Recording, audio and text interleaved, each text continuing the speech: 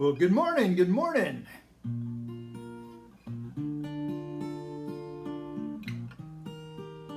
This is what I think about you. Have I told you lately that I love you? Have I told you there's no one else above you?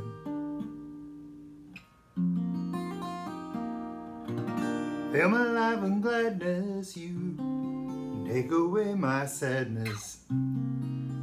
Ease my worries, that's what you do.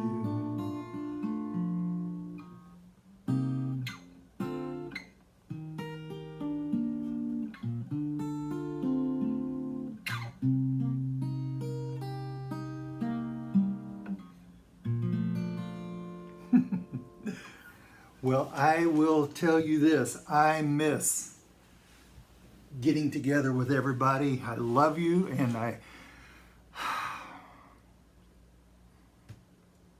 one of the things that I feel like I keep having to remind myself and all of you when I talk to you on the phone or stop by your place to deliver mail or groceries or just a catch-up call. I love you. I miss you, and we're going to get through this pandemic. I think everybody is saying we have successfully flattened the curve, and we are headed in the right direction. And be encouraged. I really feel that way. Things are changing slowly but surely, and some of you have commented, Rick, why are you doing all this recording in your office? And that's a great question. I'd love to be, I've tried other places to record this thing, to put it on Channel 95 for you. I have, on a couple occasions, completely finished a recording when somebody walks into the auditorium, or somebody walks past me when I'm outside, or a plane flies over, or a bird interrupts everything. Someone wants to come up and talk. So this has turned out to be a pretty quiet, secluded place for me. And I want to thank folks who have commented on how helpful this 23rd Psalm has been. My goal at the beginning was to try to take the 23rd Psalm off of the mausoleum wall, off the greeting card, and apply it to our lives. And I got to tell you, I'm learning things here that are shocking to me. I'll be honest with you. I've really enjoyed it. One of the references that I've been using was something that Fred and Jane Alexander have blessed me with, a little book called A Shepherd Looks at Psalm 23. I got to tell you, it is fascinating. It is written by a shepherd, or a man who at one time was a shepherd. And he was able to describe what it was like to have the responsibility over a large flock of sheep in Australia. And it has just been a blessing on top. It's uncovered things that I never knew. And most of us can probably agree, we don't know anything about being a shepherd. And yet Phil Keller, who is a believer, understood what King David was writing about as he wrote the 23rd Psalm, that he could certainly relate this and use the illustrations of a savvy, loving shepherd towards his sheep. And you'll remember King David was a shepherd before he was king. So the nuggets that are uncovered as we follow God. We follow our good shepherd, Jesus Christ. I can't tell you what a blessing it has been to me. And we have been trying to memorize this verse as we go along. And you'll remember so much of it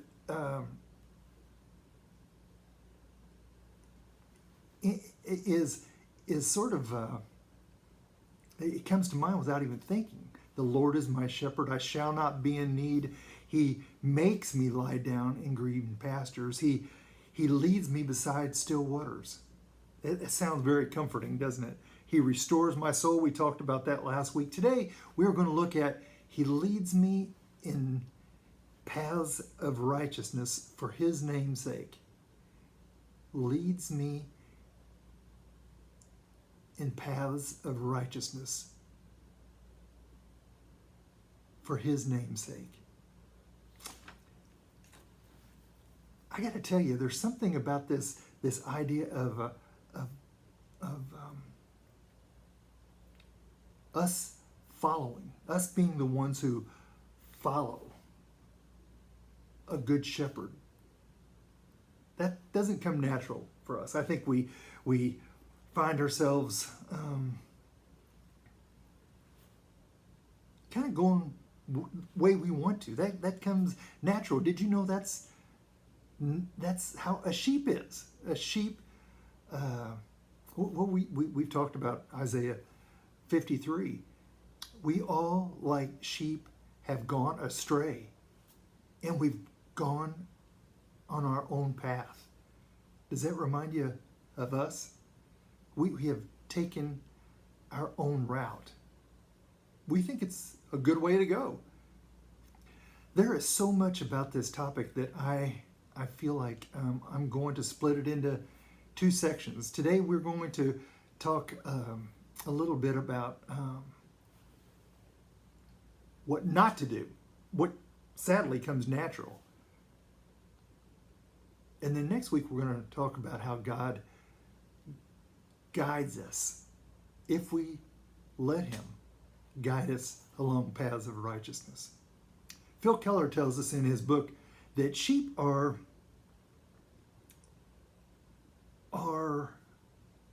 creatures of habit. They have a desire to kind of go their own way. They when they go their own way, they keep going their own way. They have they're compulsory in going down the same path if they're not directed, and that's not good. That's not good. They keep going down the same path over and over, eating the same grass over and over, going to the same body of water. That's not good. Did you know that? I didn't know that. It's not healthy. For one thing, it starts eroding the ground when they go over the same path over and over and over again. You'll see ruts in the ground, and it's the reason that happens is it's mismanaged. The shepherd is dropping the ball. That's not a good thing for a piece of land to have these ruts that have been that are destroying the land, that sheep have used over and over. They need to find more than one path. The second thing is, if a sheep is left to its own, it will destroy a pasture. It'll just keep eating and eating. It doesn't know any better. It's a dumb old sheep. So they will gnaw and claw, and they will pull the grass up by its roots. Completely destroys the land. That makes the shepherd look bad. And the same with watering holes. An animal who keeps going back to the same watering hole, they don't have very good hygiene, I'll say it that way. They will pollute a watering hole if they keep going back to the same one. So the idea for a good shepherd is that he would lead them around and have a plan, and not stay in the same place all the time. He would lead them in a healthy, responsible fashion that would not destroy the land, would not destroy the pasture, not destroy the water. You see, because his reputation is on the line. And that's what's so important. Think about this verse, the 23rd Psalm. He leads us in paths of righteousness, or another way to say it, he leads us in the right path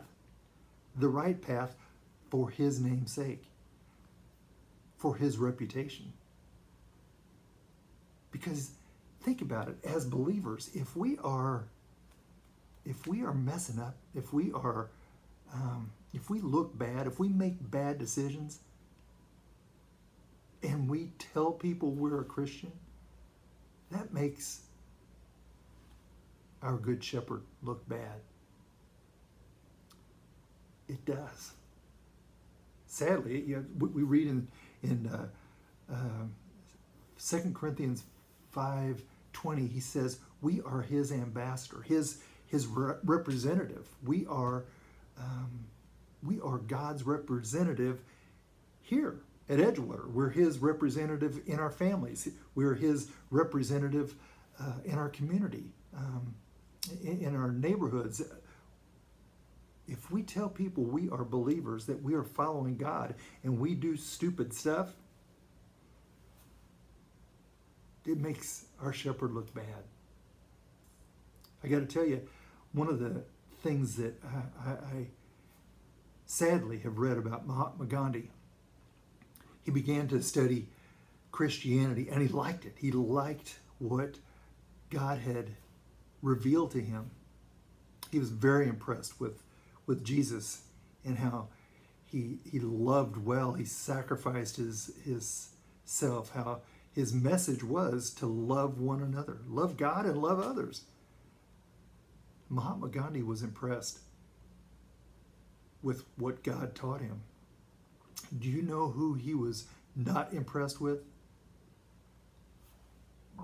Christians. People who called themselves Christians. And as a result of that, he turned away from Christianity. He didn't want anything to do with people who called themselves Christian. How do you think that makes God look? So God's desire is that he would lead us. And again, next week we're going to talk a little bit about how to be led. But today I want to talk about what we have a tendency to do in our struggle in this lifetime. You know, the Bible calls this life a journey, a journey that we're on, and it's full of choices. We can go this way, or we can go that way. And the Bible really is intended to be our roadmap. And the Holy Spirit is intended to be our navigator. And yet, if we're not careful, we will find ourselves trying to find the right path, a God-glorifying path, by watching CNN, Fox, MSNBC, ABC, CBS, NBC, Facebook, Twitter. I got to tell you, it's so easy to get caught up on the newest thing on YouTube. And then you look over at the right column, and then there's a suggestion that you go here, and then you go there, and then you go there, and then, man, before long, you're down bunny trails that you just never imagined.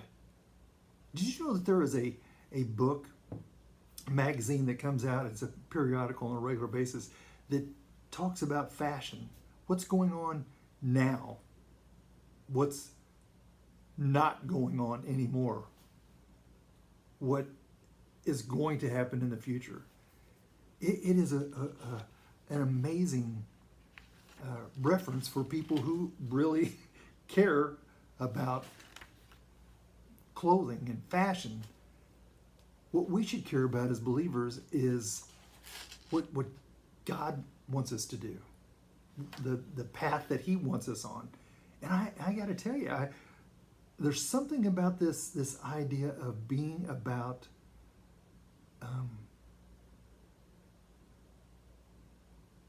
sensitive to God's leading. But most of the time we don't give it much thought. And I came up with a couple ideas. I hope this will be helpful to you. Ideas that we shouldn't do, but we end up doing it because that's how we are. We're just kind of wired that way. The first one that I thought of was we can't follow a culture that does not follow God. We cannot follow a culture that does not follow God. Listen to this. Exodus 23:2. The Bible says it this way: do not follow the crowd in doing wrong. Do not follow the crowd in doing wrong. In other words, just because the crowd's doing it doesn't mean that it's a good thing to do. Just because you want to fit in, don't follow a culture that is not following God. Sadly, that's what Israel did thousands of years ago. God had given them commandments. He had given them a way to live in a different society than what they'd been used to. They had, for 400 years, had lived in Egyptian culture. And they had multiple gods. They really had to do what Pharaoh said do. And God gave them a whole different roadmap with the Ten Commandments, with ceremonial laws. He gave them a roadmap, and yet they had other plans. They didn't want to be like God had intended. But listen to what God says here in Deuteronomy 7. He says, make no treaty with these foreigners. Show them no mercy. Do not intermarry with them. Do not give your daughters to their sons, or take their daughters for your sons, for they will turn your children away from following me. Catch that? This culture is not following God. This new culture that you are about to be introduced to, I don't want you to be like them.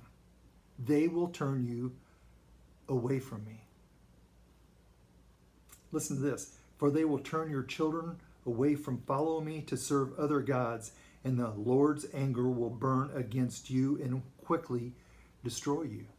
Following the wrong culture had consequences. God says, my anger will burn against you and will quickly destroy you. Listen to me. I'm trying to help you out. I don't want you to follow their godless culture. This is what you are to do to them. Break down their altars, smash their sacred stones, cut down their Asherah poles, burn their idols with fire. For you are a people holy to the Lord your God. The Lord your God has chosen you out of all the peoples on the face of the earth to be his people, his treasured possession. Don't follow them. Romans 12:2 says it this way. In fact, this is one of the first verses that I memorized. I'm sure you're familiar with it. God says, do not be conformed to the world, but be transformed by a renewing of your mind. Then you will be able to test and approve what God's good, perfect, and pleasing will is. Do not be conformed to the world, because the world, most of the world, is not following after God. So keep that in mind. If you're if you're taking notes, don't follow a culture that's not following God. And along the same line, don't follow friends that aren't following God. That's one of the things that I ran into as a youngster. I was the last one in my group to start doing stupid stuff. Not that I was brilliant, but I was just raised differently than my friends, and my friends kept saying, "Oh, go on, drink this," and I'm like, "No." And for a long time, I resisted. My friends were not following God. Is it safe to say? Eventually, I gave in to them. Later on in life, I had friends who told me on their wedding day, that they were not planning to be monogamous. They were planning to have an adulterous affair soon, after the wedding ceremony. What kind of message is that? These people are not following God, but they're telling me it's all right, everybody does it. How many of us as parents have thought that that was helpful when your child came in the house and said, "Hey, everybody else is doing it"? We kind of trip a breaker. We're like, that doesn't make any sense. No.